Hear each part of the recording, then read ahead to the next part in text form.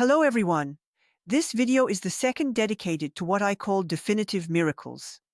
That is, impressive and irrefutable miracles that alone validate the truth of the Christian faith, even though, of course, there are thousands of miracles in the history of Christianity. These miracles, taken here as examples, are related to the apparitions of the Virgin Mary at Guadalupe in Mexico in 1531, at Fatima in Portugal in 1917, and at Zeitoun in Egypt between the 60s and 70s. The account that will be given here does not add anything more compared to the many very well-made videos that have already been dedicated to these apparitions. The sole aim of this video, like the one on the Shroud of Turin, is to present in a concise manner what makes these miracles remarkable. It is a synthesis of arguments to use in a conversation with atheists. It is also a means to prove the eminent role of the Virgin Mary in Diego's plan for humanity. This justifies the devotion that is given to her. Additionally, in Guadalupe, Mexico, the Virgin appeared in a form that incorporates the symbols from the Book of Revelation, chapter 12. This apparition therefore confirms the essential role of the Virgin Mary at the end of times as affirmed by Catholic tradition. This channel specifically aims to defend the idea that the end of times is for our era, and that we have every interest in turning to the Virgin Mary to face the challenges of our time. The oldest miracle among the three miracles discussed here is that of the tilma of the Virgin of Guadalupe. The Basilica of Our Lady of Guadalupe in Mexico is the most visited Catholic monument in the world after St. Peter's in Rome. It's not surprising when you know that this place of Catholic devotion holds a fabric that has transformed all of Latin America, and which has remained a mystery for almost 500 years. This mysterious fabric is a tilma. A tilma is a traditional Indian poncho, and it is on a poncho that the image of the Virgin Mary was imprinted in 1531. The lifespan of this poncho should have been 20 years at most, as it is a garment made from cactus fibers. Yet the tilma is still visible today as a relic in Mexico, almost 500 years after the events. The miraculous story of the tilma is about the request made by Our Lady to Juan Diego, an Indian peasant from Mexico, from very modest social conditions. He had just been baptized at the time of the apparition in 1531. Our Lady asked him to go to his bishop to have a chapel built on Mount Tepeyac, a chapel in her honor, so that she could show her love and compassion for her children. She then said to Juan Diego, "I am the Mother of Mercy, the mother of all those who live united in this country, and of all humanity, of all those who love me, of all those who implore me, and of all those who trust in me. Here I will hear their cries and their sorrows, and I will relieve their sufferings, their needs and their misfortunes. Be assured that I will be grateful to you for the efforts and fatigue you will endure for this mission." As proof of his story, the bishop asked Juan Diego for a sign from Our Lady, which he granted by giving Juan an armful of roses. These roses should never have grown since it was then the middle of December and during a frost period. Moreover, these roses did not grow in Mexico. They were Castilian roses from Spain. Juan Diego gathered them in his tilma. As he was about to present the roses to the bishop, his tilma came undone unintentionally, and all the roses fell to the ground. The tilma then revealed a magnificent painting depicting the Virgin Mary in prayer, with her hands joined and her feet on the moon. She was adorned with smooth hair like the young unmarried Indian maidens. She was wearing a wide black belt, traditionally worn by pregnant women in that country. This image of the Virgin was not on the tilma at the precise moment it was opened, but the image formed instantly, one might say, live, before the incredulous eyes of the audience. The bishop and all those present at his side then fell to their knees. Very quickly, at the location where Our Lady appeared on Mount Tepeyac, an oratory was built. It was given the name Our Lady of Guadalupe, as requested by Mary during her apparition. Since that miraculous day when the image formed on the tilma, the fabric and its colors have remained unchanged, except for a part of the fabric where the design was retouched by human hand with added paint over the centuries.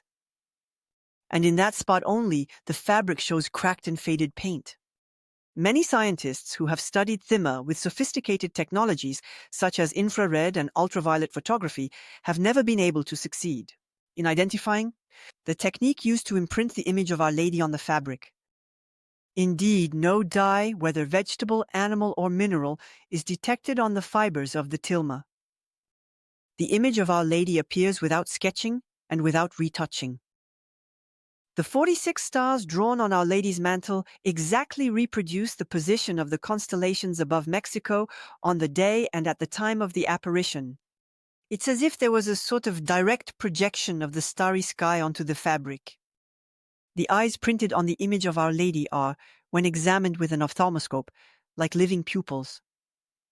They are, like our eyes, with notably the effect of recessed relief, impossible to achieve on the flat and opaque surface of a fabric or any other medium. Moreover, at the beginning of the 20th century, it was discovered, in her eyes, the reflection of the witnesses of the apparition, the reflection of the Bishop of Mexico and other figures.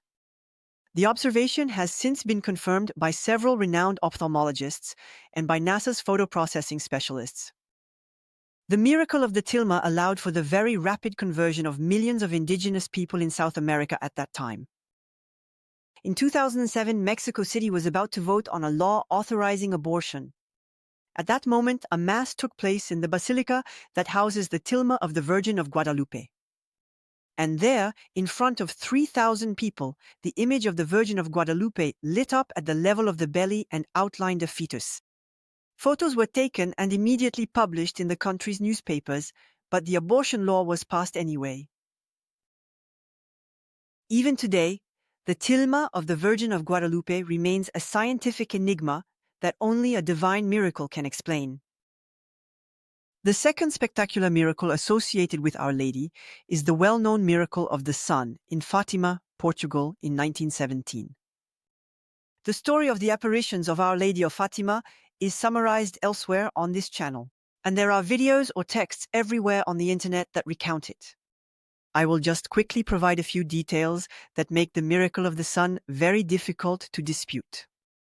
On October 13, 1917, on the day, and at the time when the Virgin had announced in a previous apparition that she would perform a miracle so that all would believe, in her own words, a crowd of 50,000 to 70,000 people gathered in a place called La Covadaria. The crowd then witnessed a phenomenon that would later be nicknamed the dance of the sun, during which the sun seemed to spin on itself, then fall towards the earth in front of the frightened crowd. Previously, a heavy rain had soaked the crowd gathered at the Covadaria, but as soon as the sun appeared in the sky, the crowd's clothes and the muddy ground dried within 10 minutes. The Virgin appears and delivers a new message to the three child seers of the apparition, the only ones able to see and hear Our Lady. Our Lady had not announced the nature of her miracle, so no one expected to see it, which rules out a collective hallucination. It would have been impossible for the children, as for anyone, to predict in advance the day and time of this astronomical phenomenon. But in any case, the dance of the sun does not correspond to any known natural phenomenon. There are testimonies from people who saw the luminous phenomenon from several kilometers away. The crowd present that day gathered between 50,000 to 70,000 people, according to estimates. It included many curious skeptics, who did not expect to see a miracle, including journalists, freethinkers, that is to say Freemasons, very anti-clerical. Yet they acknowledged the phenomenon and admitted they could not explain it. Photos of the crowd that attended the event, numerous press articles, and of course even more numerous testimonies enrich the archives of this event. The apparition was immediately followed by the construction of one of the most significant sanctuaries, Marian in the world. Even today, the miracle of the dancing sun, thank you, is at the source of many conversions. Finally, the third spectacular miracle of the apparition of the Virgin Mary described here is that of the apparitions of Our Lady in Zeitoun, Egypt. According to Catholic tradition, it is the place where the Holy Family, Mary, Joseph, and the child Jesus, found refuge to escape the persecution of King Herod. The Gospel recounts that Herod was killing newborn sons at the time of Jesus' birth to prevent the arrival of the future Messiah of the prophecies. The apparitions were visible above the roof of a Coptic church. This church was built in Zeitoun, a suburb of Cairo, in 1924. The investor, who owned the land, had received a request in a dream from Our Lady to build this church. It was later, starting in 1968, that the apparitions began to occur. From 1968 to 1971, hundreds of thousands of Egyptians saw the Virgin Mary appear, many times above the roof of the church, in a luminous white form. The form outlines a silhouette, similar to that of Our Lady during the apparition on Rue du Bac, in France, in 1830. This apparition of 1830 is the one that gave rise to the image of the miraculous medal so widespread today. The Marian apparitions in Zeitoun occur at night and are accompanied by luminous phenomena. The Virgin is silent. Sometimes accompanied by Jesus and once by Joseph, she blesses the jubilant crowd and imparts her peace to them. Many witnesses experience graces of conversion and healing. Well documented, these hundreds of apparitions have been recognized by Coptic, Catholic, and Muslim authorities. The apparitions of Our Lady in Zeitoun are very difficult to contest for several reasons. Firstly, they were very numerous.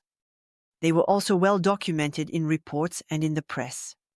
They were observed by hundreds of thousands of eyewitnesses, including a very large proportion of non-Christians. They were observed over several years. They were visible to everyone, without exception. They were recognized by civil and religious authorities. They were accompanied by miraculous healings authenticated by the medical community.